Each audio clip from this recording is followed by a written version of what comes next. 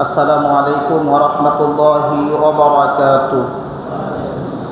الحمد لله نحمده ونستعينه ونستغفره ونؤمن به ونتوكل عليه ونعوذ بالله من شرور أنفسنا ومن سيئات أعمالنا. من يهدي الله فلا مضل له ومن يضلله فلا هادي له ونشهد أن لا إله إلا الله وحده لا شريك له الذي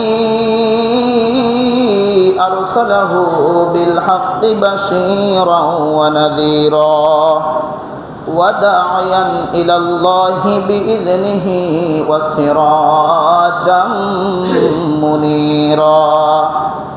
أما بعد فقد قال الله تعالى في كلامه المجيد والفرقانه الحميد. সকলে জবান ছেড়ে শয়তানের কাছ থেকে পানা চাই, এক বাক্যে পড়ছি আউযু বিল্লাহি মিনাশ শাইতানির রাজীম বিসমিল্লাহির রহমানির রহিম ইন্না নাহনু নাযালনা যিকরা ওয়া ইন্না লাহু লাহাফিযুন.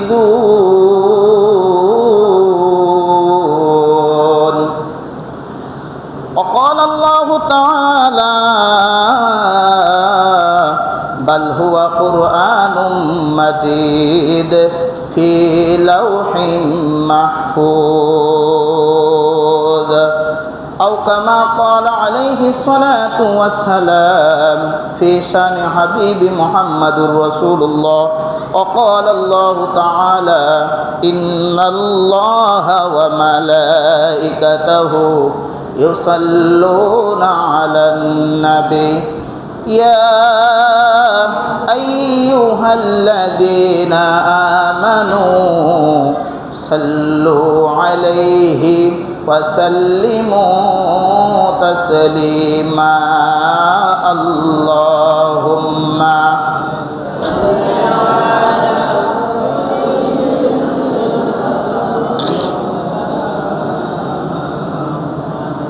وعلى آل سيدنا حبيبنا محمد. اللهم صل على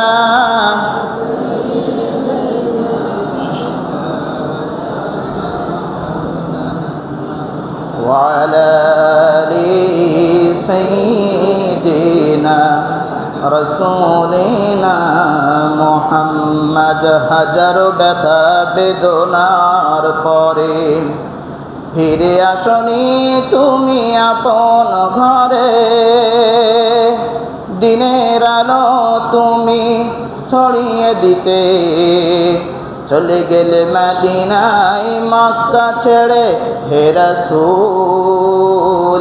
তোমাকে ভুলে আমি কেমন করে হে রাসূল, তোমাকে ভুলে আমি কেমন করে.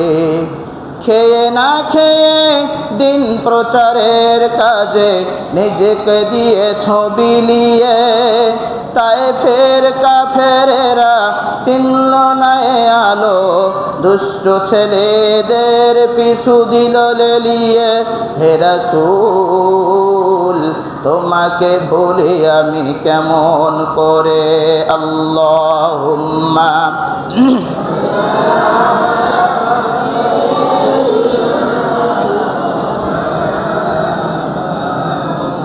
وعلى آل سيدنا حبيبنا محمد بلغ العلا بكماله كشف الدجى بجماله حسنت جميع خصاله صلوا عليه وآله মুআজ্জাজ মুহতারাম সম্মানিত হাজিরিন, আজকের এই পবিত্র রবিউল সানি মাসের দ্বিতীয় জুম্মায় আমরা নাপিতখালী জামে মসজিদে উপস্থিত হতে পেরেছি। সুস্থ শরীর নিয়ে আল্লাহ সুবহানাহু ওয়া তাআলা আমাদেরকে উপস্থিত হওয়ার মতন তৌফিক দান করেছেন, সুস্থ রেখেছেন। যে মহান মুনিব ইচ্ছা করলে আজকের এই দিনে আপনাকে আমাকে কোনো একটি মারাত্মক বিপদের ভিতরে রাখতে পারতেন, সেগুলো থেকে আল্লাহ তাআলা আমাদেরকে হেফাজত করেছেন, সুস্থ রেখেছেন। মসজিদে আযান হওয়ার সাথে সাথে বাইতুল্লাহ টুকরা আসার তৌফিক দান করেছেন। যে মহান রব্বি কারীমের সুযোগ আমাদের জন্য দান করেছেন, ওই আল্লাহ সুবহানাহু ওয়া তাআলা এখনও আছে না নাই? আমরা আশা করছি যে আল্লাহ সুবহানাহু ওয়া তাআলা আজকে পবিত্র জুমা আমাদের জন্য সুন্দরভাবে শেষ করার তৌফিক আমাদেরকে দিবেন। তিনি আমাদেরকে সাথে নিয়েই বান্দার একান্ত মসজিদ আল্লাহ তাআলা আমাদেরকে কবুল করবেন বলে ইনশাআল্লাহ। আমরা আল্লাহ সুবহানাহু ওয়া তাআলা দরবারে কালিমাতু শুকর আদায় করে মহান মালিককে খুশি করতে চাচ্ছি, বলছি আলহামদুলিল্লাহ। আমরা দুরূদ পাঠ করছি বিশ্ব মানবতার মুক্তির দূত, দুজাহানের বাদশাহ কান্ডারি নবী, বিশ্ব নবী, বিশ্ব নেতা জনাবে মুহাম্মদুর রাসূলুল্লাহ আহমদে মুস্তাফা মুহাম্মদে মুস্তাফা সকলে জবান ছেড়ে বলছি সাল্লাল্লাহু আলাইহি ওয়াসাল্লামের প্রতি। সম্মানিত হাজিরিন, আজকের যে টপিক, যে বিষয়ে আমরা কথা শুনব, আজকের আপনারা অবশ্যই পূর্বে ঘোষণা শুনেছেন যে আমাদের আজকে জুম্মার নামাজে একটি অনুষ্ঠান, একটা আনুষ্ঠানিকতার সাথে পালন হতে যাচ্ছে। সেটি হলো নাপিতখালী মারিফুল কোরআন হাফিজা মাদ্রাসা এতিমখানার ছাত্র নতুনভাবে আবার 5 জন হেফজ নতুন সবক প্রদান এবং 1 জন নাজরানা নতুন সবক প্রদানের অনুষ্ঠান আমরা আজকে জুমার নামাজের পূর্ব মুহূর্তে তাদেরকে নতুন সবক প্রদান অনুষ্ঠান আমরা কার্যক্রম শুরু করব বলে ইনশাআল্লাহ। এই প্রেক্ষাপটের উপরে আমি আপনাদের সামনে ছোট্ট একখানা আয়াত তেলাওয়াত করেছি। এই আয়াতের ব্যাখ্যা বিশ্লেষণ, এই আয়াতের তাফসীর অনুবাদে আমি আপনাদের সামনে কিছু কথা রাখবো। আজকের জুমায় যতটুকু কথা বলবো আমরা শোনার এবং আমল করার জন্য চেষ্টা করব বলি ইনশাআল্লাহ। পেয়ারা হাজিরিন, এবং আজকের এই জুমার আলোচ্য বিষয়টা আমরা সকলে বোঝার চেষ্টা করব। আল্লাহ সুবহানাহু ওয়া তাআলা এ পৃথিবীতে যখন বিশ্বনবী হুজুর আকরাম সাল্লাল্লাহু আলাইহি ওয়াসাল্লামকে পাঠালেন, পৃথিবীতে পাঠানোর পরে সব গ্লাসগুলো খুলে দাও। পৃথিবীতে পাঠানোর পরে রাসূল আকরাম সাল্লাল্লাহু আলাইহি ওয়াসাল্লাম যখন যে ধরার বুকে জন্মগ্রহণ করলেন, আমরা সবাই জানি, এক কথায় স্বীকার করি যে তখনকার যে সময়টা ছিল, এই সময়টা ছিল আইয়ামে জাহিলিয়াত, অর্থাৎ কালো অন্ধকারাচ্ছন্ন যুগ। কথা বলেন, আমার সাথে আপনারা কথা বলবেন কিন্তু। কালো এবং অন্ধকারাচ্ছন্ন একটা সময়, আইয়ামে জাহিলিয়াত, নিকৃষ্টতম সময়, যে সময় মানুষগুলো কি করত, তাদের জীবিত মেয়েগুলোকে পুঁতে রাখতো। মেয়ে দিয়ে কোনো উপকার হবে না এটা তারা বুঝতো। তারা জানতো যে মেয়ে দিয়ে কোনো উপকার নাই, বরং এর পাশে আমাকে অর্থদণ্ড সব কিছু খরচ করা লাগবে, কোনো উপকার বা কোনো লাভ এ মেয়ে দিয়ে হবে না, এটা তারা বুঝতো। এত নিম্ন পর্যায়ে তারা নেমে গিয়েছিল। তারা মদ পান করতো, জেনা করতো, অন্যায় করতো, অবিচার করতো। জাহিলিয়াতের যুগের ভিতরে আল্লাহ রাব্বুল আলামিন একজন পয়গম্বরকে পাঠালেন, যিনি হলেন আপনার আমার নবী, বিশ্ব নবী হুজুর আকরাম। সকলে চিৎকার মেরে বলুন সাল্লাল্লাহু আলাইহি ওয়াসাল্লাম। তিনি পৃথিবীতে আগমন করার পরে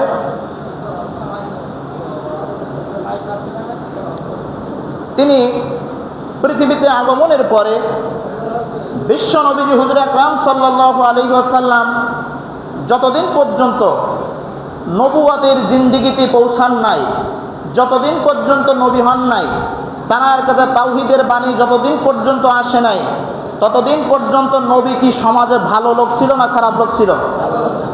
আরো জোরে বলেন। একজনের কাছে না সবার কাছে? সবার কাছে। যখন নবী মুহাম্মদ সাল্লাল্লাহু আলাইহি ওয়াসাল্লাম পৃথিবীতে আগমনের পরে নবুয়তের জিন্দেগিতে চলে গেলেন, কোরআন যখন তার কাছে নাজিল করা হলো, বিশ্ব নবীজি আমার যখন কোরআনের দাওয়াত দিলেন, লা ইলাহা ইল্লাল্লাহু মুহাম্মাদুর রাসূলুল্লাহ, সকলে বলেন সাল্লাল্লাহু আলাইহি ওয়াসাল্লাম। তখন নবী মুহাম্মদ সাল্লাল্লাহু আলাইহি ওয়াসাল্লামকে কিছু লোক বলল, এ তো মাজনুন, পাগল হয়ে গিয়েছে, এ তো কাযযাব, এ তো মিথ্যাবাদী। কিন্তু রাসূল যতদিন পর্যন্ত এই দাওয়াতের কথা বলেননি ততদিন পর্যন্ত ছিলেন সাদিক বা আল আমিন, অর্থাৎ নবী ছিল সমাজের একজন সত্যবাদী মানুষ। প্যারা উপস্থিতি, সম্মানিত হাজিরিন, তাহলে এ পৃথিবীতে যিনি সবচাইতে ভালো মানুষ ছিলেন তিনি হলেন নবী মুহাম্মদ সাল্লাল্লাহু সাল্লাম। তার জীবনে কোনো গোনাগাতা কিছু ছিল না, তার জীবনে কোনো অন্যায় ছিল না, কোনো ভুল ছিল না, তিনি অন্যায় করেননি, তার দ্বারা অন্যায় করা সম্ভব হয়নি, কারণ তিনি আল্লাহর পক্ষ থেকে সমস্ত নবীদের নবী হয়ে পৃথিবীতে আগমন করেছিলেন। বলুন তো দেখি, ওই নবীর বিরোধিতা করার লোক তখন ছিল কি ছিল না? কথা বুঝতে হবে, কিন্তু ছিল। মুসা আলাইহিস সালাতু ওয়াস সালাম বনি ইসরাইলের জামানার মানুষ, তিনি ছিলেন নবী। মুসা আলাইহিস সালাতু ওয়াস সালাম, মুসা কালিমুল্লাহ, তিনি বলতেন লা ইলাহা ইল্লাল্লাহু মুসা কালিমুল্লাহ। মুসা নবী, তিনি একজন আল্লাহর পয়গম্বর, এবং এত আল্লাহ তাআলার সাথে তার সম্পর্কটা গভীরতম ছিল যে উনি তুর পাহাড়ে যেয়ে আল্লাহর সাথে সরাসরি কথা বলতেন। সুবহানাল্লাহ বলবেন না? তুর পাহাড়ে যেয়ে উনি আল্লাহর সাথে কথা বলতেন। এই মুসা আলাইহিস সালাতু ওয়াস সালাম আল্লাহর নবী হওয়ার পরে মুসার কি বিরোধিতা ফেরাউন করছিল না পক্ষপাতিত্ব করেছিল? ফেরাউন কি করছিল? বিরোধিতা করছিল। কেমন বিরোধিতা করছিল? মুসা আলাইহিস সালাতু ওয়াস সালামকে হত্যা করবে বলে তাকে তাড়া করছে, ধাওয়া করছে। আল্লাহ হেফাজত করছে, লোহিত সাগর এপার থেকে পাড়ি দিয়ে ওপারে চলে গিয়েছিল। কথা বলেন। তাহলে এখান থেকে আমরা বুঝবো যে আমাদের শিক্ষা, যেখানে মুসা থাকবে ওখানে ফেরাউন একটা থাকবে। কথা বলেন না কেন? যেখানে নবী মুহাম্মদ থাকবে ওখানে আবু জাহেল একজন থাকবে, যেখানে নবী ইব্রাহিম থাকবে ওখানে নমরুদ নামে একজন তৈরি হবে। কথা বলেন। এখন আমাদের কথা হচ্ছে, আমি কিন্তু সর্ববিষয় মিলিয়ে কথা বলার চেষ্টা করছি আপনাদের সামনে। আমাদের কথা হলো, এখানে প্রতিষ্ঠান হয়েছে, নাপিতখালী হেফজখানা হয়েছে, এর বিরোধিতা কি একদল লোক থাকবে না সবাই এর পক্ষে থাকবে? কোথায় থাকবে? জোরে বলেন না কেন? এই বাচ্চা, স্টপ। বিরোধিতা একদল লোক থাকবে, কিন্তু নবী মুসা তার বিরোধিতা করার জন্য কি স্টপ হয়ে গিয়েছিল না সামনে গিয়েছিলেন? নবী মুহাম্মদ কি আবু জাহেলের কাছে অপমান হওয়ার পরে কি তার দ্বীনের প্রচার কি থামিয়ে দিয়েছিল না সামনে গিয়েছিল? সামনে গিয়েছিল। তাহলে কথা হলো স্পষ্ট, কোরআনের বাগানের বিরোধিতা যদি কেউ করে, আমরা তাদের জন্য নাপিতখালীবাসী বিন্দুমাত্র হেফজখানা থেকে আমরা পিছপা থাকবো না ইনশাআল্লাহ। আজকে এখানে আমি দায়িত্বরত আছি, হয়তো আমি আগামীকাল থাকবো না, কিংবা থাকলাম না, কিংবা আপনারা রাখলেন না, কিন্তু প্রতিষ্ঠান যেখানে হয়েছে কিয়ামত পর্যন্ত প্রতিষ্ঠানের ধারায় প্রতিষ্ঠান চলবে, এটা আমরা সবাই এক বাক্যে আওয়াজ দিয়ে বলবো ইনশাআল্লাহ। এ প্রতিষ্ঠানে যে 1 টাকা দান করবে তারও যে সওয়াব, যে 100 টাকা দান করবে তারও যে সওয়াব, যে 1000 টাকা দান করবে তারও একই সওয়াব, যে 1 টাকা দান করবে তারও যেমন মূল্য, যে 100 টাকা দান করবে তারও তেমন মূল্য, যে 1000 টাকা দান করবে তারও একই সমান মূল্য, যে সভাপতি সেও একই সমান মূল্য, যে সেক্রেটারি সেও একই সমান মূল্য, যে একজন সাধারণ পাবলিক সেও প্রতিষ্ঠানের জন্য একই সমান ভূমিকা পালন করবে ইনশাআল্লাহ। ভাইরা আমার, আপনাদেরকে এ কোরআনের প্রতিষ্ঠান তৈরি করেছেন, আলহামদুলিল্লাহ বলবেন না? আপনাদেরকে এটা মানতে হবে। এই গাবুরা ইউনিয়নের ভিতরে যতটুকু আমি জাস্টিফাই করলাম, গাবুরা ইউনিয়নের ভিতরে সবচেয়ে প্রত্যন্ত জায়গার নাম হলো নাপিতখালী জায়গা। এ জায়গায় আমি আল্লাহর ঘরে দাঁড়িয়ে আল্লাহর কসম করে আজকে সাক্ষী দিচ্ছি, আমার যতটুকু এলেম কালাম আছে, এই 1 বছরের ভিতরে আমি নিয়াত করেছিলাম যে এটা শুধু আমি চাকরি করতে আসিনি, এটা হলো আমার ইউনিয়নের প্রতিষ্ঠান, এটা আমার এলাকার প্রতিষ্ঠান। আজ বাদে কালকে এই এলাকায় যখন আমি ঘুরবো, অন্তত 2টা ছেলে যদি আমার কাছ থেকে হাফেজ হয়, তারা বলবে যে অমুক লোক আমাদের হুজুর ছিল, তার এই ইউনিয়নে বাড়ি বা তিনি আমাদের ইউনিয়নের সন্তান। বলেন, আপনার সাথে আজকে চাকরি করলাম না, বাজারে গেলাম, দেখা হলো, তাহলে আপনার সাথে আমার সম্পর্ক খারাপ করে লাভ আছে? কোনো মতে নাই। ভাইরা আমার, দ্বিতীয় নম্বর কথা হলো, প্রতিষ্ঠান আপনাদেরকে টেকানোর দায়িত্ব। এই প্রতিষ্ঠানে আমরা এটা আশা করব না যে বুড়িগলির থেকে 10টা ছেলে আসবে, কেউ অমুক জায়গা থেকে 10টা ছেলে আসবে, এই আশা আমরা করে এখানে টিকে থাকতে পারবো না। আমাদের আশা থাকবে প্রত্যেকটা গ্রামে, প্রত্যেকটা মহল্লায়, প্রত্যেকটা মোড়ে মোড়ে কিন্তু এখন মাদ্রাসা তৈরি হয়ে গেছে। বলেন, এখন এমন একটা পরিবেশ সৃষ্টি হয়েছে, তৈরি হয়েছে যে ডুমুরি থেকে শুরু করে আপনার ওবার দিকে আপনি বড় গাবরে দিয়ে জালিকালি দিয়ে ঘুরিয়ে এবার দিয়ে চাঁদনৌকাতে ঘুরিয়ে আসেন, প্রত্যেকটা গ্রামের মাদ্রাসাতে গ্রামের বাচ্চাগুলো দেবে, এরকম বাচ্চাও মনে হয় এখন পাওয়া যাচ্ছে না। তাহলে আমাদের অভাব পূরণ করতে হবে আমাদের সন্তান দিয়ে। এর ভিতরে শিক্ষক, ছাত্র, কমিটি সবাই থাকবে। যারা শিক্ষকতা করবে তাদের ভুল থাকবে, আমি মানুষ, আমারও ভুল হবে, কিন্তু এই বলে নয় যে আমার ভুল হবে, ভুল স্বীকার করবো না, এটা নয়। যার ভুল হবে সে ভুল স্বীকার করতে বাধ্য থাকতে হবে। দ্বিতীয় নম্বর কথা হলো, আপনাদেরকে বলছি, যাদের সন্তান এখানে আপনারা মানুষ করতে দিয়েছেন আমাদের কাছে, যদি কোনো নৎসাৎ কোনো আপনার কাছে কোনো জিনিস খারাপ লাগে, সেগুলো আপনারা শিক্ষকদের সাথে মেটানোর চেষ্টা করবেন। একটা কথা শুনে রাখুন, আপনার সন্তান পড়ে বলে যদি আপনি শিক্ষকের উপরে যদি আপনি প্রভাব দেখান, ওই শিক্ষকের কাছ থেকে আপনার ওই সন্তান মানুষ হওয়া কোনোদিন সম্ভব নয়। একটা কথা শুনে রাখুন, যে ছাত্র যদি বেয়াদব হয়, ওই ছাত্র হাফেজ হতে পারে, ওই ছাত্র আলেম হতে পারে, কিন্তু যদি কোনো ছাত্রর অভিভাবক যদি বেয়াদব হয়, কোশ্চেন কালেও ওই ছাত্র হাফেজ আলেম হওয়া সম্ভব হয় না। ভাইরা আমার, ওদিকে যাচ্ছি না। এরপরে যে কথা আমি আপনাদেরকে বলতে চাচ্ছি, যে কোরআনের প্রতিষ্ঠান আপনারা করেছেন, এ কোরআনের মনে করেন একটা গাছ আপনারা লাগিয়েছেন, এর ফল তো আপনারা খেতে চান। বলেন, ফলটা কি? এখান থেকে কিছু হাফেজ তৈরি হোক, আলেম তৈরি হোক, এখান থেকে হেফজ শেষ করুক, এটা আপনারা সবাই চান না? তাহলে প্রতিষ্ঠানটা টেকানোর দায়িত্ব কাদের? আপনাদের, আমাদের, সবার। ঠিক না? আপনাদের, আমাদের, সবার। 1 নম্বর কথা, আমরা ওয়াদাবদ্ধ হচ্ছে কথায় যে প্রতিষ্ঠানের বিরোধিতা আমরা না করে সবাই আমরা প্রতিষ্ঠানের দিকে নজর রাখবো বলে ইনশাআল্লাহ। দ্বিতীয় নম্বর কথা হলো, এ প্রতিষ্ঠান কার? এ প্রতিষ্ঠান কার? এ প্রতিষ্ঠান একমাত্র এ নাপিতখালীর মানুষ করতে পারে, অর্থ দিয়ে, শ্রম দিয়ে, মেধা দিয়ে করেছে, কিন্তু প্রতিষ্ঠান হলো আল্লাহ এবং তার রাসূলের প্রতিষ্ঠান। আল্লাহ এবং তার রাসূলের হুকুম হয়েছে। পৃথিবীতে যখন বাইতুল্লাহ তৈরি করা হয়, যখন কাবা শরীফ তৈরি করা হলো, এরপরে পৃথিবীর বিভিন্ন জায়গায় মসজিদ হওয়ার জন্য আপনারা হয়তো শুনে থাকবেন, কাবা শরীফ তৈরি করার পরে তার কিছু মাটি কিংবা কিছু পাথরের টুকরা বেঁচে গিয়েছিল। এরপরে আল্লাহ পাক ফেরেশতা দিয়ে এগুলো পৃথিবীতে ছড়িয়ে দিয়েছিলেন। এ কারণে ছড়িয়ে দিয়েছিলেন যে ওই পাথরের টুকরা কিংবা মাটি পৃথিবীর যেখানে যেখানে পড়বে সেখানে সেখানে একটা করে মসজিদ তৈরি হবে। সুবহানাল্লাহ বলেন। রাসূলের ঘর, যেখানের মানুষ রাসূল প্রেমিক, আল্লাহর হুকুম হবে সেখানে একটা করে রাসূলের ঘর হবে। তাহলে আমরা প্রদত্ত অনুযায়ী বুঝলাম যে এ কোরআনের প্রতিষ্ঠান, মসজিদ এবং মাদ্রাসা স্বয়ং আল্লাহ এবং তার রাসূলের হুকুম হয়েছে, তাই নাপিতখালী জন্ম হয়েছে।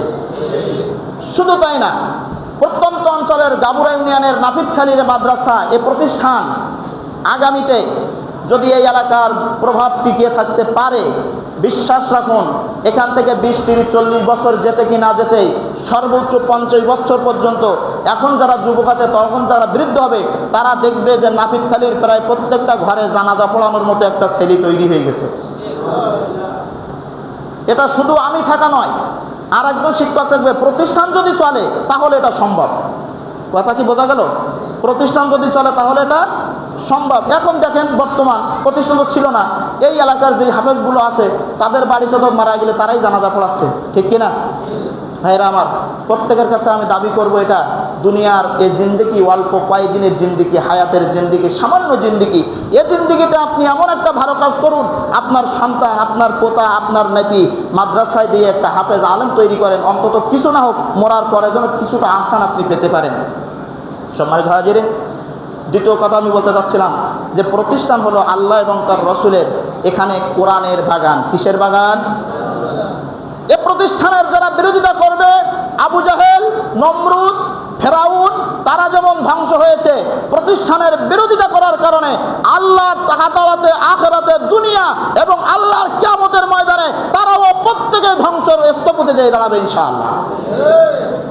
শুধু তাই না ভাইরা আমার, লক্ষ্য করুন, এবার যে কথা আমি আপনাদেরকে বলতে চাচ্ছি, মুসল্লির সংখ্যা অনেক বেশি হয়ে গেছে আলহামদুলিল্লাহ। এ কোরআনের প্রতিষ্ঠান, কোরআনের কথা আমি বলি, কোরআন কি জীবিত নাকি মৃত? জোরে বলেন, আরো জোরে। ভয় পাচ্ছেন? 5 তারিখের আগে না পরে? জোরে বলেন আলহামদুলিল্লাহ, বলেন আলহামদুলিল্লাহ।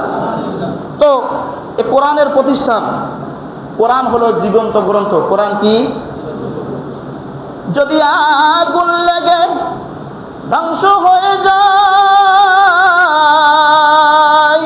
ধ্বংস হয়ে যায়, যদি আগুন লেগে ধ্বংস হয়ে যায় পৃথিবীর সব বইয়ের দোকান, তবু বিশ্ব থেকে হারাবে না পবিত্র কোরআন। হারাবে ভাই? এখন যদি ইহুদি নাসারা, খ্রিস্টান যারা রয়েছেন, বেধর্মী যারা রয়েছেন, তারা যদি আমাদের পুরা কোরআনগুলো সব পুড়িয়ে ধ্বংস করে দেয়, পৃথিবীতে আল্লাহ এমন এমন হাফেজ বানিয়েছেন যারা 24 ঘন্টার ভিতরে নিজেরা হাতে কলমে লিখে আবার কাগজের কপি কোরআন আমাদের কাছে দিতে পারে। আলহামদুলিল্লাহ বলুন। আল্লাহর কালাম অবিশ্বাস্য জিনিস, আল্লাহর দেওয়া বিধান অবিশ্বাস্য জিনিস। এটা আছে, থাকবে, কিয়ামত পর্যন্ত এর চলমান চলিত থাকবে বলে ইনশাআল্লাহ। তাহলে আমরা বললাম কোরআন কি? জীবন্ত গ্রন্থ। কোরআন কি? জীবন্ত গ্রন্থ। কেমন জীবন্ত গ্রন্থ? আপনি কি কোনোদিন কোরআন শরীফের সাথে কথা বলেছেন? বলেছেন কেউ কোনোদিন কথা কোরআনের সাথে? এখন কথা হলো, হুজুর কোরআনের সাথে কিভাবে কথা বলবো? কোরআন তো উত্তর দিতে পারবে না। বালিশি বাড়িতে নিয়ে তাকে বুটে সুন্দর করে তাকের পরে সাজাই রাখেছি 1 বছর, ওই সে কবে একটু বের করি বউ পড়িল, তারপরে ওখানে একবারে খুঁতু ধরিয়ে বের করার সময় নেই, কারণ দুনিয়ার কাজ এত বেশি যে কোরআন শরীফ একবার বের করবে মাসে, এ সময় আর আমাদের নাই। কথা বলেন না কেন? সেহেতু কোরআনের সাথে আমরা কথা কে কতটুকু বলেছি কি না বলেছি এটা আল্লাহ সেই জানে। আমার মনে হয় কোরআনের সাথে আমারও এখনো ভালো কথা হয়নি, কারণ কোরআন এমন একটা গ্রন্থ, এমন একটা কিতাব যেটা শুধু পড়লে হবে না, কোরআন শুধু মুখস্থ করলে হবে না, এর ভিতরে কি বলতে চাচ্ছে অর্থ অনুবাদ সহ বোঝা লাগবে, তাহলে কোরআন বোঝার ভিতরে মজা আছে। সম্মানিত হাজিরিন, তাহলে আমরা যে কোরআনের প্রতিষ্ঠান নাপিতখালী হয়েছে, এ কোরআন কার কিতাব? জোরে বলেন। অনেক মুসল্লি তো, জোরে বলেন কার কিতাব? আল্লাহর কিতাব। আল্লাহ রাব্বুল আলামিন দুনিয়ার মানুষদেরকে চ্যালেঞ্জ করছে, ও দুনিয়াবাসী শুনে নাও, এমন একটা কিতাব তোমাদের জন্য দুনিয়ায় প্রেরণ করেছি, যালিকাল কিতাবু লা রাইবা ফীহি হুদাল লিল মুত্তাকিন।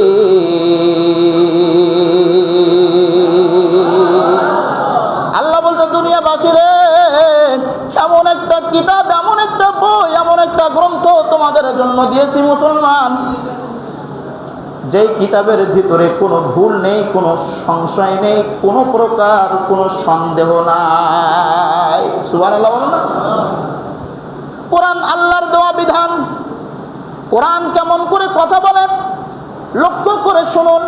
কোরআন কেমন করে মানুষের কাছে কথা বলে, মানুষকে উত্তর দেয়। আপনার আমার প্রত্যেকটা মানুষের কিন্তু এক একটা করে নাম আছে, আছে না নাই? কারোর নাম আব্দুল্লাহ, কারোর নাম ইব্রাহিম, কারোর নাম খলিল, কারোর নাম হাবিব, কারোর নাম মুসা, কারোর নাম ঈসা, নাম একটা আছে না নাই? আল্লাহ বলছে, বান্দা যে কোরআনটা পৃথিবীতে পাঠিয়েছে এটা মৃত্যু কোনো জীবন্ত ছাড়া মৃত্যু কোনো কিতাব নয়। এই কিতাবের একটা নাম আছে, যদি এই কিতাবের কাছে আসতে পারো, এই কোরআন যে সত্য মহাবাণী যদি তুমি তার কাছে ধরা দাও, তাহলে বুঝবা কোরআন কত একটা পরিপূর্ণ কিতাব। কোরআনের প্রত্যেকটা মানুষের যেমন নাম আছে, কোরআনেরও কিন্তু একটা নাম আছে। কি আছে? নাম আছে। আল্লাহ রাব্বুল আলামিন বলছে, বান্দা কোরআনের কাছে প্রশ্ন করো, হে কোরআন তোমার নাম কি? আমি করছি কোরআনের কাছে প্রশ্ন, আপনারা শোনেন, সবাই বলেন কোরআনের কাছে 1 নম্বর প্রশ্ন কি? কোরআন তোমার নাম কি?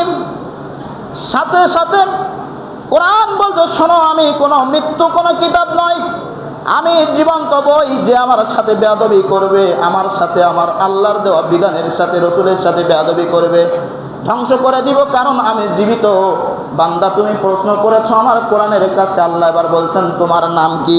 আল্লাহ রাব্বুল আলামিন ওই একই কোরআনুল কারীম দিয়ে সূরার নাম সূরাতুল বুরুজ। সূরার নাম কি? সূরাতুল বুরুজ। আল্লাহ রাব্বুল আলামিন ইরশাদ করছেন, বান্দা তুমি প্রশ্ন করেছো কোরআন তোমার নাম কি? কোরআন উত্তর দিচ্ছে, বাল হুয়া কুরআনুম মাজিদ, আমি সেই কিতাব যার নাম হলো সম্মানিত কোরআন। 1 নম্বর প্রশ্ন কি? কোরআন তোমার নাম কি? উত্তর দিচ্ছে, বাল হুয়া কুরআনুম মাজিদ, আমি আল্লাহর সম্মানিত কোরআন। ইন্নাহু লাকুরআনুল কারীম, আমি হলাম আল্লাহর দেওয়া কোরআনুল কারীম। সুবহানাল্লাহ বলেন। তাহলে নাম বুঝলাম কোরআনুল কারীম কিংবা কোরআনুল মাজিদ। 2 নম্বরে কোরআনকে বলছি, কোরআন পৃথিবীতে আসলাম ওয়াজ শুনতে, যে কোরআন জীবন্ত কিতাব। তোমার কাছে 2 নম্বর প্রশ্ন, কোরআন বলো দেখি, তুমি দুনিয়াতে যে আসছো, এই দুনিয়াতে আসার আগে তুমি কোথায় ছিলে? দুনিয়ায় আসার আগে কোথায় ছিলে? কোরআন সুন্দর করে মানুষদেরকে উত্তর দিচ্ছে। একই সূরাতুল বুরুজে কোরআন বুঝিয়ে দিচ্ছে, ফি লাউহিম মাহফুজ, আমি কোরআন দুনিয়ায় আসার আগে আল্লাহ তাআলার সংরক্ষিত সুরক্ষিত ফলকে লাউহে মাহফুজে আমি ছিলাম। তাহলে 1 নম্বরে হলো কোরআন মাজিদ, 2 নম্বরে কোথায় ছিল? লাউহে মাহফুজ। 3 নম্বর প্রশ্ন করছি, কোরআন তোমার কাছে 3 নম্বরে প্রশ্ন আমার হলো এটা, তুমি কার পক্ষ থেকে এসেছো আমাকে কি একটু বলবে? কে? আমরা যে আগে বলছি না কোরআন কার কিতাব, জোরে বলেন না কেন? একটু আপনারা সামনে চেপে আসেন, পিছনে মুসল্লি চাপ হয়ে গেছে, আপনারা সামনে চেপে আসেন দয়া করে। ভাইরা আমার লক্ষ্য করুন, এবার কোরআনের কাছে প্রশ্ন করছি, কোরআন তুমি আমাকে একটু জানাও তুমি কার পক্ষ থেকে এসেছো? কোরআন সুন্দর করে উত্তর দিচ্ছে, বান্দা শুনে নাও, তানজিলুম মির রাব্বিল আলামিন, আমি কোরআন আল্লাহ রাব্বুল আলামিনের পক্ষ থেকে, তানজিলুম মির রাব্বিল আলামিন, আল্লাহর পক্ষ থেকে পৃথিবীতে নাজিল হয়েছি। কথা কি আমার বোঝা যাচ্ছে তো আপনাদের? আল্লাহ রাব্বুল আলামিন বলছে, বান্দা কোরআনের কাছে আরো কি কিছু প্রশ্ন করতে চাও? আমরা বলছি, আল্লাহ কোরআনের কাছে এখনো আমাদের প্রশ্ন রয়ে গেছে। কি কিতাবের ঘর, কি মাদ্রাসা আমরা তৈরি করেছি, যে কোরআনের মাদ্রাসা তৈরি করেছি, কোরআন কত সম্মানিত, কোরআন কোথা থেকে এসে জিজ্ঞাসা করলাম, বললো লাউহে মাহফুজ থেকে এসেছি। কোরআনের কাছে জিজ্ঞাসা করলাম, কোরআন কার পক্ষ থেকে এসেছো? সেও বলছে আমি আল্লাহর পক্ষ থেকে এসেছি, তানজিলুম মির রাব্বিল আলামিন। কোরআনের কাছে 5 নম্বর প্রশ্ন আমার, কোরআন তুমি যে পৃথিবীতে এসেছো, তোমার কাছে আমার প্রশ্ন হলো, ও কোরআন শোনো, তুমি এই পৃথিবীতে আসার পরে তুমি কোন ভাষায় পৃথিবীতে এসেছো? কোরআন কোন ভাষায় এসেছে? কোরআনুল কারীমের মধ্যে আল্লাহ রাব্বুল আলামিন সুন্দর করে জানিয়ে দিচ্ছে, বান্দা বিলিসান আরাবিয়্যুম মুবিন, বিলিসান আরাবিয়্যুম মুবিন, আমি আরব দেশে আরবি ভাষায় কোরআন পৃথিবীতে নাজিল হয়েছি। কোরআনুল কারীমের কাছে এবার প্রশ্ন করছে, তো কোরআন তুমি যে পৃথিবীতে এসেছো, এই পৃথিবীতে আসার পরে 5 নম্বর প্রশ্ন, কে তোমার এই পৃথিবীতে নিয়ে আসছে? বান্দা ও কোরআন তুমি কি আমাদেরকে একটু জানাই, বা আমরা বান্দারা একটু জানতে চাই। কোরআনুল কারীম বলছে, কি প্রশ্ন তোমাদের করে ফেলো। আমরা কোরআনের কাছে প্রশ্ন করছি, কোরআন তোমার কাছে প্রশ্ন হলো, কে তোমার এই পৃথিবীতে নিয়ে এসেছে? কে তোমার পৃথিবীতে নিয়ে এসেছে? কোরআন আমাদেরকে সুন্দর করে উত্তর দিচ্ছে, শোনো দুনিয়াবাসী, তোমাদের কাছে বলি, তানজিলুম বিহির রূহুল আমিন, অর্থাৎ জিবরাইল রুহুল আমিন ফেরেশতা আমাকে স্বয়ং আসমান থেকে পৃথিবীতে নিয়ে এসেছে। সুবহানাল্লাহ, জোরে বলবেন না? কোরআনুল কারীমের কাছে 6 নম্বর প্রশ্ন করছে কোরআন। এটা বুঝলাম জিবরাইল রুহুল আমিন পৃথিবীতে আনলো, আরবি ভাষায় দুনিয়ায় আসছো। ও কোরআন, তোমার কাছে 6 নম্বর প্রশ্ন হলো, তুমি কার ওপরে এই পৃথিবীতে নাজিল হয়েছো, বা আসমান থেকে কার ওপরে তোমারকে আল্লাহ পাঠিয়েছেন? কোরআন আমাদেরকে বলছে, শোনো রে বান্দা, 6 নম্বর কোরআন কার উপরে নাজিল হয়েছে এই প্রশ্ন যদি করো, সাথে সাথে কোরআন উত্তর দিচ্ছে, বান্দা, নুজিলা আলা মুহাম্মাদুর রাসূলুল্লাহ, নুজিলা আলা মুহাম্মাদ, এই পৃথিবীতে আল্লাহ রাব্বুল আলামিন আমাকে নাজিল করেছে, অবতীর্ণ করেছে, পাঠিয়েছে নবী মুহাম্মাদের উপরে। কোরআনুল কারীমের কাছে এখন আমার ভাই টু ভাই প্রশ্ন হলো, কোরআন বুঝলাম তুমি জীবন্ত গ্রন্থ, নবী মুহাম্মাদের কাছে তোমাকে পাঠানো হলো। ও কোরআন, এবার তোমার কাছে আমার প্রশ্ন হলো, তুমি মুহাম্মদ সাল্লাল্লাহু আলাইহি ওয়াসাল্লামের কাছে নাজিল হয়েছো। কোরআন, তুমি কবে পৃথিবীতে নাজিল হয়েছো এটা কি আমাকে একটু জানাবা না? কোরআন না তখন সমস্ত মানুষদেরকে ডাক দিয়ে বলে, শোনো, কোরআন যে কখন নাজিল হয়েছে এইটা জানবা, নাকি কোন মাসে নাজিল হয়েছে এটা জানো? কোরআনের কাছে বলছে, কোরআন কোন মাসে পৃথিবীতে এসেছো এটাই তোমার কাছে জানতে চাই, তোমার কাছে প্রশ্ন। কোরআন সাথে সাথে উত্তর দিচ্ছে, শোনো, শাহরু রমাদান আল্লাযী উনজিলা ফীহিল কুরআন। কোরআন বলছে, শাহরু রমাদান আল্লাযী উনজিলা ফীহিল কুরআন, আমি কোরআন পবিত্র রমজান মাসে পৃথিবীতে নবী মুহাম্মাদের কাছে এসেছি। আল্লাহু আকবার। কোরআনকে বলছে, কোরআন জীবন্ত গ্রন্থ, বুঝলাম। হে কোরআন, এবার তোমার কাছে আমার প্রশ্ন হলো, তুমি যে পৃথিবীতে এসেছো, দিনে এসেছো নাকি রাত্রেতে মুহাম্মাদের কাছে এসেছো এটা একটু বলো। কোরআন বলছে, শোনো, আমি জীবন্ত গ্রন্থ উত্তর দিচ্ছি, শাহরু রমাদান আল্লাযী উনজিলা ফীহিল কুরআন, আমি কোরআন রমজান মাসে নবী মুহাম্মাদের কাছে এসেছি, দিনের বেলায় নয়। ইন্না আনজালনাহু ফী লাইলাতিল কদর, সুবহানাল্লাহ বলেন। কোরআন সাথে সাথে জানিয়ে দিচ্ছে, আমি লাইলাতুল কদর, গভীর রজনীতে, কদরের রাত্রিতে নবী মুহাম্মাদের কাছে এসেছি। রমজান মাসে কদরের রাত্রে, কি মাসে? রমজান মাসে কদরের রাত্রিতে তোমার কাছে এসেছে, নবী মুহাম্মাদের কাছে এসেছে। কোরআনুল কারীমের কাছে প্রশ্ন হলো, কোরআন এতক্ষণ বুঝলাম পৃথিবীতে আল্লাহ পাঠিয়েছেন, পৃথিবীতে তুমি আসছো, নবী মুহাম্মাদের কাছে জিবরাইল এনেছে, তুমি আসছো রমজান মাসে গভীর রাত্রিতে, এটাও বুঝছি। কোরআন, তোমার এই পৃথিবীতে আসার উদ্দেশ্যটা কি একটু যদি আমাদেরকে তুমি বলো। কোরআনুল কারীম বলছে, শোনো ও দুনিয়ার মানুষেরা, আমি পৃথিবীতে এসেছি শুধুমাত্র একমাত্র কেবলমাত্র হুদাল্লিল মুত্তাকিন, পৃথিবীর মানুষকে অন্ধকার থেকে সঠিক একটা ভালো পথে নিয়ে যাওয়ার জন্য, হুদাল্লিল মুত্তাকিন, একটা ভালো মুত্তাকি আল্লাহর পথে নিয়ে যাওয়ার জন্য পৃথিবীতে এসেছি। হুদাল্লিল মুত্তাকিন, পৃথিবীতে এসেছি মানুষকে হেদায়েত দেওয়ার জন্য, মানুষকে ভালো পথে নিয়ে যাওয়ার জন্য পৃথিবীতে আমি আগমন করেছি। সুবহানাল্লাহ বলবেন না? ভাইরা আমার, কোরআনুল কারীমের কাছে আমার প্রশ্ন হলো, কোরআন বুঝলাম তুমি হেদায়েতের জন্য এসেছো। ও কোরআন, তুমি যে নবীর কাছে এসেছো, যে নবীর কাছে তোমাকে নাজিল করা হয়েছে, একটু কি সেই নবীর ব্যাপারে আমাদেরকে বলবে?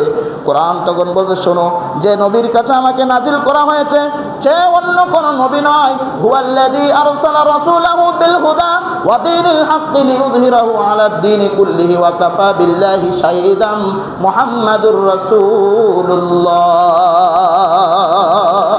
কোরআন উত্তর দিচ্ছে, শোনো, এই কিতাব আমি জীবন্ত গ্রন্থ, মানুষকে হেদায়েত দেওয়ার জন্য নবী মুহাম্মাদুর রাসূলুল্লাহর কাছে পৃথিবীতে আগমন করেছি।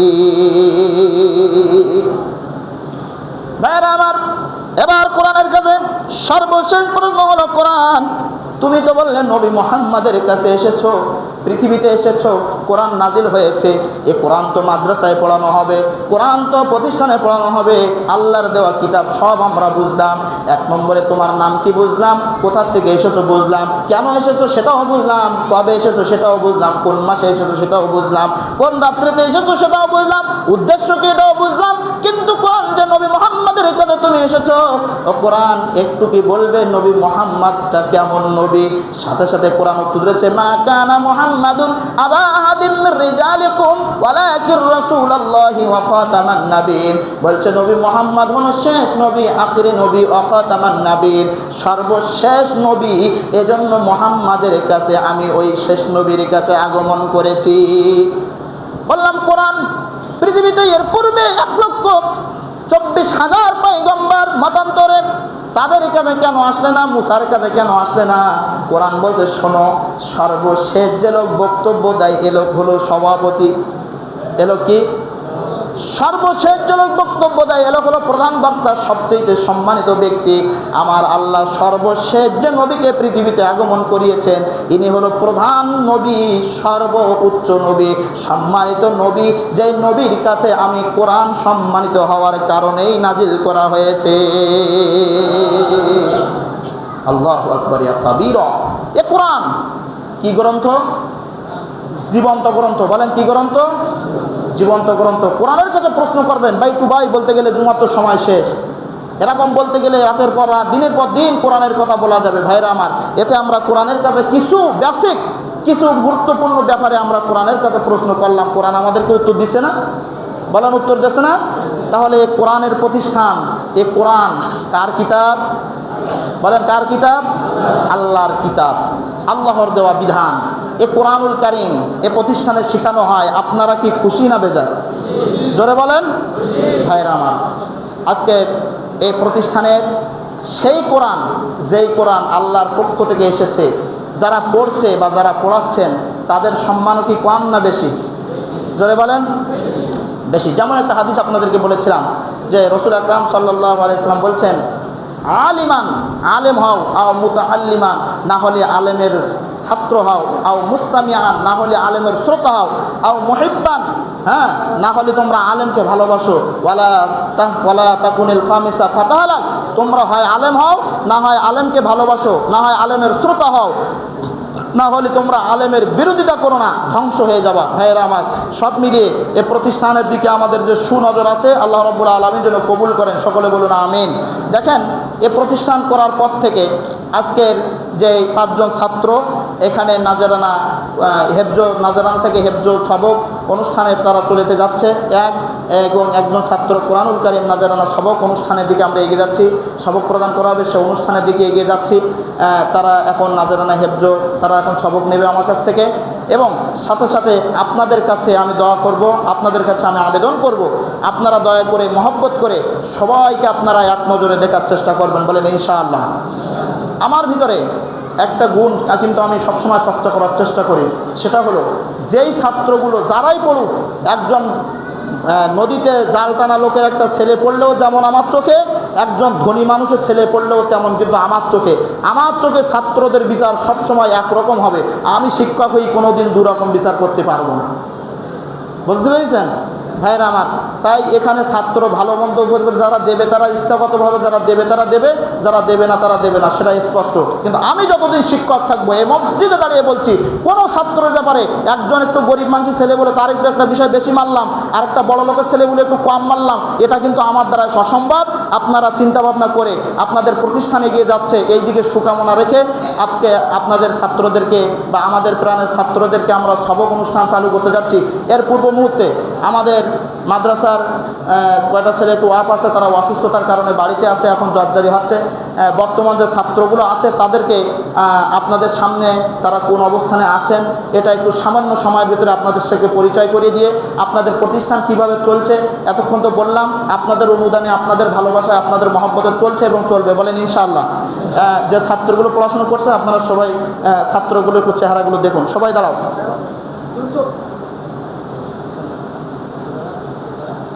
সবাই দাঁড়াও। আলহামদুলিল্লাহ বলতে মন চাচ্ছে না? কি জোরে বলেন আলহামদুলিল্লাহ। নাপিতখালী মারিফুল কোরআন হাফিজিয়া মাদ্রাসা ও এতিমখানার বর্তমান কয়েকটা ছেলে কোয়াফ আছে, যারা মাদ্রাসায় আছেন, আজকের এই অনুষ্ঠানে যারা ছাত্ররা আছে, সব আপনাদের কলিজার টুকরা। তারা সবাই আপনাদের এলাকার সন্তান। এখানে বাহিরের কয়েকটা ছেলে আছে, বর্তমান যে ছেলেগুলো আছে তাদের একজনের 15 পারা হেফজ করা আছে, আর বাকিগুলো আমি প্রতিষ্ঠানে আসার পর থেকে 1 বছর 1 মাস রানিং চলে। এর ভিতরে আরবি থেকে শুরু করে কমিটির সর্ববিষয়ে আপনাদের সম্মতিতে পড়াশুনো করিয়ে নিজের অভিজ্ঞতার উপরে দিয়ে নিজে খেয়াল করে, প্রতিষ্ঠানের আমার সেই ছোটো হাফেজ সাহেব আরও বেশি খেয়াল করে, আমি তো বা কাজে ব্যবসায় বাইরে থাকি, সে সময় বেশি দেয়, তার কেন অনেক অবদান। সব মিলিয়ে আল্লাহ রাব্বুল আলামিন আমাদেরকে কবুল করেছেন। এই ছাত্রগুলোকে আজকে আমরা উপস্থিত করতে পেরেছি, আল্লাহ কবুল করুক। সকলে বলুন আমিন, আরও জোরে বলুন আমিন। এবং ভাইয়ের আমার, বাইরের যে ছেলেগুলো আসবে, দয়া করে মেহেরবানি করে আপনাদের যারা লজিং নিতে চাচ্ছেন, আপনাদেরকে আস্তে আস্তে করে লজিংয়ের ব্যবস্থা করব। আমরা সর্বাত্মক চেষ্টা করছি বাইরে থেকে যত ছেলে কালেকশন করা যায়। আমি যেখানে যাই সেখানে প্রতিষ্ঠান নিয়ে চিন্তা করি। আপনারা আমার জন্য দোয়া রাখবেন, আমি আপনাদের পাশে আছি, আপনারা আমার পাশে থাকবেন ইনশাল্লাহ। বলেন আল্লাহ কবুল করুক। কথা বলতে অনেক কষ্ট হচ্ছে ভাইরা আমার, তোমরা বসো। এবারে আমাদের যেই 5টা ছেলে হেফজ ধরবে, একজন নাজরানা কোরআন শরীফ ধরবে, আমি তাদেরকে সামনে এখানে রেল কোরআন শরীফ নিয়ে বসার জন্য বলছি। আসলে আরেকটা বিষয় বলি, আজকে অনেকেই বক্তব্য দিতে চেয়েছিলেন, অনেকে কথা রাখতে চেয়েছিলেন, আমার সাথেও ব্যক্তিগতভাবে বলেছিলেন যে আমি একটু বক্তব্য রাখবো, কিন্তু আমি বললাম আজকে জুম্মায় কারো কোনো বক্তব্য দেওয়ার কোনো সুযোগ আমি দেবো না। খুব অল্প সময়ের ভিতরে আমি আপনাদেরকে যতটা আমি ছেড়ে দেওয়ার নিয়াত করেছি, আল্লাহ কবুল করুক, বলে না আমিন। এক্ষুনি আমরা সবক প্রদান অনুষ্ঠান যেটা বলে, অর্থাৎ এতদিন দেখে দেখে পড়তো, আজকে তা মুখস্থ করা শুরু করবে। অলরেডি তারা টেস্টে দিয়েছি, তারা যথারীতি ভালো করেছে। আপনারা একটু সামনে থেকে চেপে যাবেন, আপনারা সামনে থেকে চেপে যাবেন দয়া করে। আমার মনে হয় যদি আপনারা একটু সামনে চেপে আসতেন, পিছনের ভাইগুলো ঢুকতে পারতো। আপনারা একটু চেপে আসেন দয়া করে, একটু চেপে আসেন। আমরা নামাজের সময়টা আমরা দেখবো, আপনারা একটু চেপে আসেন।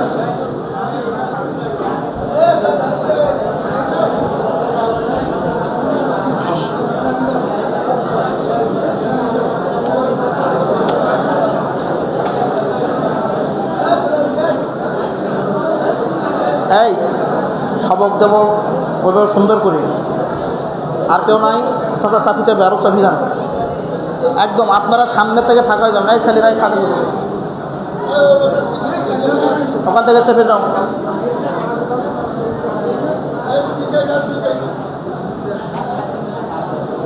এই ছেলে মরণ।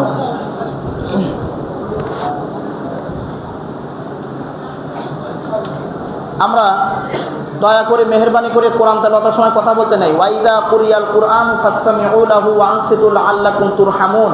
আল্লাহ বলছেন যখন কোরআন তেলাওয়াত করা হয়, কোরআনের কথা বলা হয়, তখন তোমরা চুপচাপ শোনো, তাহলে কোরআনের বরকতে আল্লাহর রহমত নাজিল হয়। সুবহানাল্লাহ বলেন। আপনারা কেউ কথা বলবেন না, একদম সাইলেন্ট, কেউ দয়া করে কথা বলবেন না। সবক হচ্ছে কিন্তু কোরআন, যে কোরআন এতক্ষণ আপনাদের বুঝাচ্ছিলাম জীবন্ত গ্রন্থ, বদদোয়া দিলে কিন্তু খুব বিপদ। ভাইরা আমার, সবক প্রদানের আগেই যে নীরবতা পালন করছেন, এর ভিতরে আমি একটা সংক্ষিপ্ত একটু বর্ণনা আপনাদেরকে দিচ্ছি এবং এটা মতামত নিচ্ছি আপনাদের কাছ থেকে। আপনারা জানেন বা অনেকে হয়তো শুনেছেন যে এখানে হুজুরের ফ্যামিলি কোয়ার্টার করা হবে। আপনাদের অনেকের দানের টাকা দেওয়ারও কথা আছে মনে হয়, আছে না? যাদের নামটা লেখানো আছে দয়া করে আপনারা টাকাটা দিয়ে দেবেন, খুব দ্রুত ওখানে কাজ শুরু হবে। এক, দ্বিতীয় কথা হলো, ওখানে যে ঘরটা করা আছে, এই ঘরটা যে প্ল্যানে আমি করার জন্য কমিটির কাছে অনুরোধ করছি, মসজিদ প্লাস মাদ্রাসা কমিটিকে আমরা নিয়ে একসাথে বসে আমি যে অনুরোধ তাদের কাছে দাবি করেছি, তারাও তাতে খুব সম্মতি দিয়েছেন, আলহামদুলিল্লাহ বলেন। আপনাদেরকে একটু সেটা সামান্য শোনাতে চাচ্ছি। এই যে আপনারা হয়তোবা জানেন বা অনেকে শুনেছেন যে আমার স্ত্রীও একজন হাফেজা এবং আলেমা, আলহামদুলিল্লাহ বলেন। আমার স্ত্রী একজন হাফেজা এবং আলেমা, সেও এক মাদ্রাসায় চাকরিরত অবস্থায় আমার সাথে বিবাহিত, এখনও সে অনেক জায়গায় অনেক সময় তাকে যাওয়া লাগে।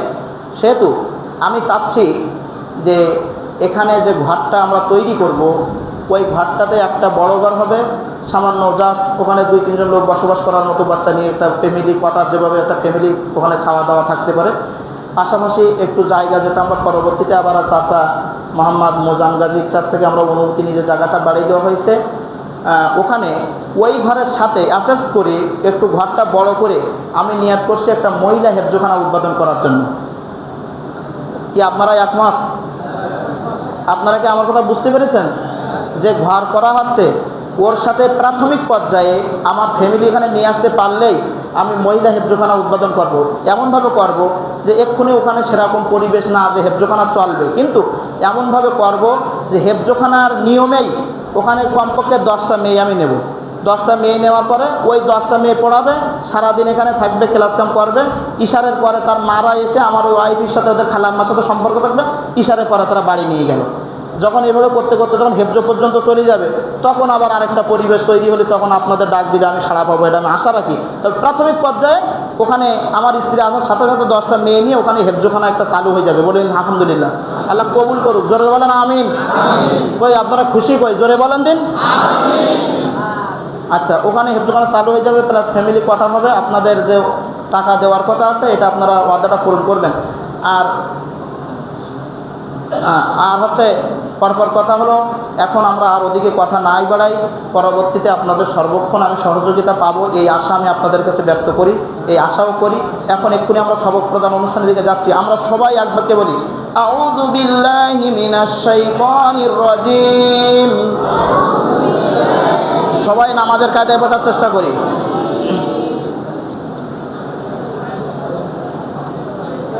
সবাই সূরা ফাতিহা, সবাই সূরা ফাতিহা তো সূরা বাকারা থেকে শুরু হবে। আউযু বিল্লাহি মিনাশ শাইতানির রাজিম।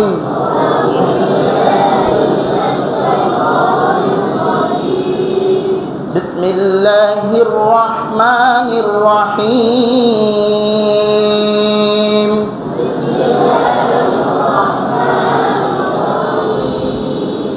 আলহামদুলিল্লাহি রাব্বিল আলামিন।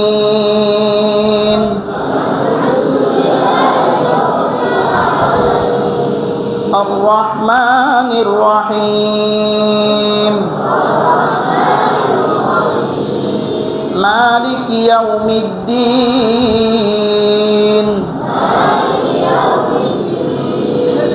ইয়্যাকা না'বুদু ওয়া ইয়্যাকা নাস্তাঈন।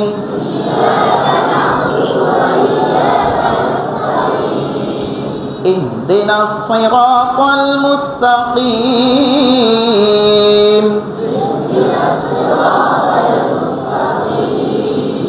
صراط الذين أنعمت عليهم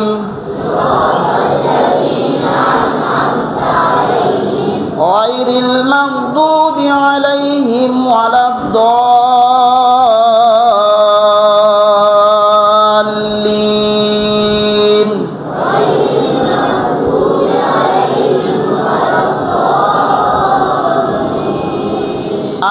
آمين. رب زدني علما. رب زدني علما. رب زدني علما.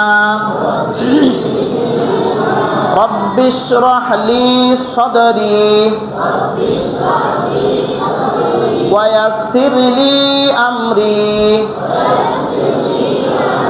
واحلل عقدة من لساني يفقه قولي. رب يسر ولا تعسر وتمم علينا بالخير. بسم الله الرحمن الرحيم. ألف لام ميم.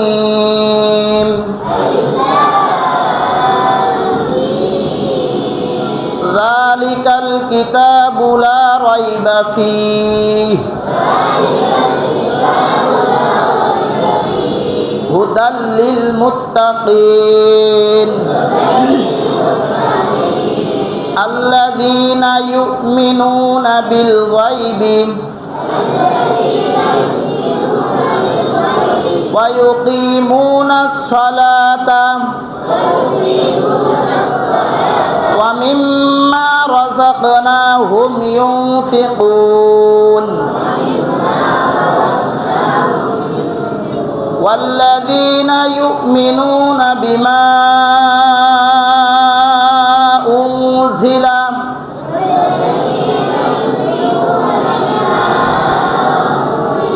إليك وما أنزل من قبلك وبالآخرة هم يوقنون أولئك على هدى من ربهم وأولئك هم المفلحون